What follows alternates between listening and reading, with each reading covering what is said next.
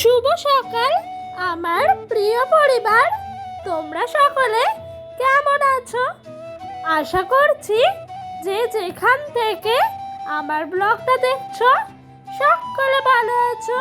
তোমাদের আশীর্বাদ আর ভালোবাসা সাথে নিয়ে আজকের ব্লগটা শুরু করলাম। তো বন্ধুরা, এখন বাজে ঘড়ির কাঁটায় ঠিক সকাল 6টা। আজকে না ঘুমের থেকে উঠতে একটু লেট হয়ে গেছে, কারণ কি বলতো, কাল কিন্তু অনেক রাত অবধি জাগন ছিলাম, সেই কারণেই আজকে আরও লেট হয়ে গেছে। তো তারপরে তো আমার রোজ দিনকার মতো ঘরের সমস্ত কাজ সেরে নিয়ে চলে এলাম উঠানটা ঝাঁট দিতে। আর দেখেছো, এই কদিন ধরে তো আমাকে পুরো ঝাঁটাতে করেই ঝাঁট দিতে হচ্ছে, কারণ কি বলতো, বৃষ্টি হচ্ছে না, সেই কারণে। আর দেখেছো বন্ধুরা, আমাদের উঠানের মধ্যে কতটা জল জমেছে। তো তারপরে উঠানটা ঝাঁট দেওয়া হয়ে গেল, চলে এলাম এইদিকে বাসন কোসন নিয়ে কুয়োর পাড়ে মাজতে। তো আজকে দেখেছো অনেক বাসন হয়েছে, কারণ কি বলতো, কালকে না, তোমরা তো আগের ব্লগে দেখেছো রাতের বেলা কিছু চাউমিন করা হয়েছিল, সেই কারণে কিন্তু বাসনগুলো অনেক বেরিয়েছে। জানো তো বন্ধুরা, কালকে রাতে না আমারও একটু শরীরটা খারাপ হয়েছিল, কিন্তু ঘুমের থেকে উঠে না সমস্ত রোগ ব্যাধি এক নিমিষেই ছুঁড়ে ফেলে দিয়ে কাজে লেগে পড়েছি। কারণ কি জানো তো, নিজেকে যত অসুস্থ ভাববো ততই না রোগের বাসা হবে, আর নিজেকে যত সুস্থভাবে রাখবো, নিজের রোগকে রোগ বলে ভাববো না, ততই কিন্তু নিজেকে অনেকটা সুস্থ লাগে। তো নিজেকে জানো তো, যারা পজিটিভভাবে রাখে না, তাদের সংসারটাও কিন্তু ততভাবে পজিটিভ থাকে। আর জানো তো বন্ধুরা, আমি না অনেককে দেখেছি একটু শরীর খারাপের অজুহাত দিয়ে কিন্তু অনেকে কাজকর্ম করতেই চায় না, আর সারাদিন শুয়ে বসে থাকে। আমার মনে হয় যারা নিজেকে যতভাবে পজিটিভ রাখবে, তত সেই সংসারে পজিটিভিটি তোমার বাড়বে। তো বন্ধুরা, তোমাদের সঙ্গে কথা বলতে বলতে ওইদিকে কিন্তু আমার বাসন মাজা হয়ে গেছে। তারপর চলে এলাম সকালের খাবার খেতে। এটা কি জানো, কচু বাটা। তোমরা যদি কেউ দেখতে চাও কচু বাটা কিভাবে করা হয়, তাহলে আমি কিন্তু তোমাদেরকে রেসিপিটা শেয়ার করতে পারি। আমি জানো তো বিয়ের আগে কোনো দিন কচু বাটা খাইনি, আর কেমন লাগে সেটাও জানতাম না, কিন্তু বিয়ের পরে এটাই আমার প্রচুর ভালো লাগে। আমার শ্বশুর মশাই বানান জানো, কাঁচা কচু তোমার বেটে শিলনোড়ায় সেটাকে কচু বাটা করেন। তো তারপর সকালে খাওয়া দাওয়া করে বাসন কোসন মেজে চলে এলাম লতি ছাড়াতে। এই লতিগুলো জানো তো আমাদের গাছের লতি। তোমরা কে কে লতি খাও বা খেতে ভালোবাসো, অবশ্যই কিন্তু কমেন্ট করে জানিও। আমাদের বাড়িতেই আমার শ্বশুর মশাই এক পাশে লতি গাছ লাগিয়েছে, মানে কচু গাছ, সেখান থেকেই কিন্তু আমরা 5-6 দিন ধরে কচি লতিগুলো তুলে তুলে খেলাম, টাটকা একদম জানো। তো দেখেছো লতিগুলো কত সুন্দর লাগছে দেখতে, কিন্তু খেতে যত ভালো লাগে, ছাড়াতে গিয়েও কিন্তু ততটাই কষ্ট। আর হাতটাও দেখেছো লতির কষে কেমন কালো হয়ে গেছে। তো লতি টতি ছাড়ালাম, ছাড়ানোর পর ডোডোকে ঘুম পাড়িয়ে তোমার চলে এলাম একেবারে রান্না করতে। তো এই হাঁড়িটা এরকমভাবে আমি বসিয়েছি কেন জানো তো, হাঁড়িটা না ফুটো আছে, সেই জন্য ওই দিকটায় একটু বেশি চাল আর জলটা যাবে, সেই জন্য কিন্তু একটু ব্যাকা করে বসিয়েছি। এইদিকে থাকলে পরে চাল জলটা, তাহলে কিন্তু ফুটোটা দিয়ে বেরিয়ে যেত।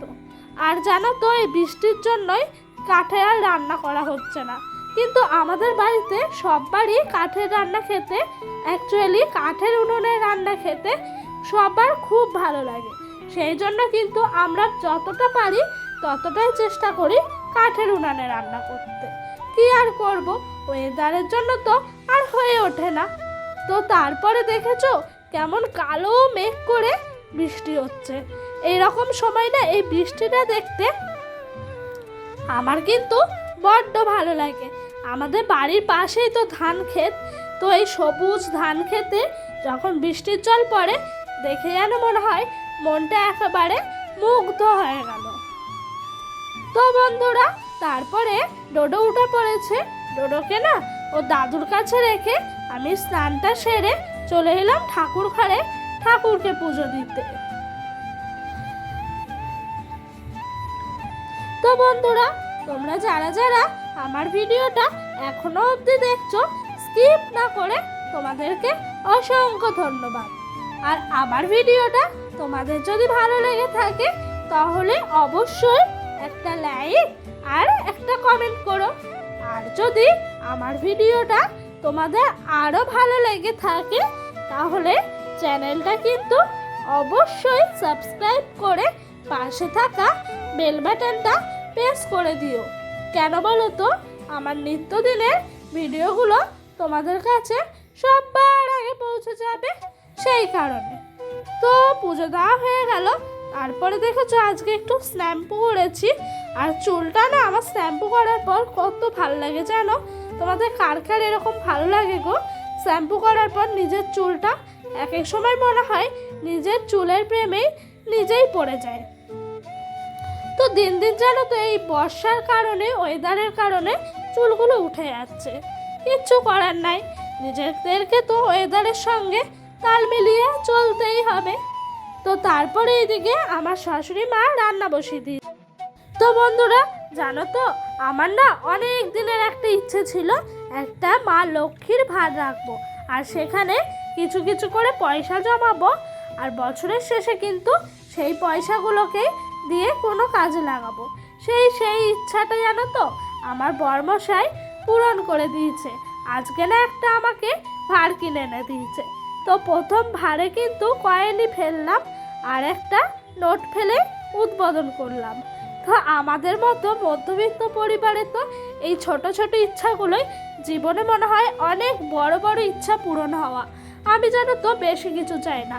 আমি চাই আমার জীবনে যে ছোট ছোট সুপ্ত ইচ্ছাগুলো আছে সেগুলোকেই পূরণ করে নিজের জীবনটা এভাবেই এগিয়ে নিয়ে যেতে সুখে শান্তিতে। আমার কখনো মনে হয় না যে নিজে অনেক বড় লোক হব, বিলাসিতা করে জীবনযাপন করব। আমার সবসময় মনে হয় সাধারণ মানুষ আমি যেমন আছি তেমনই থাকবো। তো তারপরে তোমাদের সঙ্গে গল্প করতে করতে এইদিকে দেখো আমার কিন্তু লতিটা চচ্চড়ি করা হয়ে গেছে, এই নামানোর মুখেই। তো রান্না বান্না শেষ হয়ে গেল, ডোডোকেও খাওয়ানো হয়ে গেল। তারপরে কিন্তু রান্নাঘরটা ভালো করে আমি একটু পরিষ্কার করে নিচ্ছিলাম, কারণ কি জানো তো অনেক দিন রান্নাঘরটা পরিষ্কার করা হয় না। তাই ভাত তরকারি সব কিছু ওইদিকে রেখে এইদিকে রান্নাঘরটা ভালো করে ঝাঁট ঝুট দিয়ে পরিষ্কার করে নিচ্ছিলাম। তো বন্ধুরা চলো ঝাঁট দিতে দিতে তোমাদের সুন্দর সুন্দর কিছু কমেন্টের উত্তর দেওয়া যাক। তো একজন কমেন্ট করেছে, ঘরের বউদের কাজ কখনো শেষ হয় না, যতই কাজ করো না কেন। এটা কিন্তু একদম বাস্তব কথা বলেছে। আমি যখনই বাড়িতে থাকি তখনই কিন্তু আমার মনে হয় কিছু না কিছু কাজ করি। কাজ বলতে কি, সংসারের কাজ, আমার ফোনে ভিডিও এডিটের কাজ। তাই জানো তো নিজে একটু সময় বের করে একটু নিজেকেও টাইম দিই, মানে একটু রাস্তায় বেরোই। তো এই দেখো আমার ঝাড় দেওয়া হয়ে গেছে। তারপর ডোডোকে একটু সাজুগুজু করে দিচ্ছিলাম, রাস্তায় বেরোবো সেই কারণে। তো ডোডো টিপ পরবে, টিপ পরতে পরতে না ওটা শুধু পাটা বাড়ি দেবে। কারণ কি বলো তো, কপালের টিপ মাথার টিপগুলোতে দেখতে পায় না, পায়েরটা দেখতে পায়।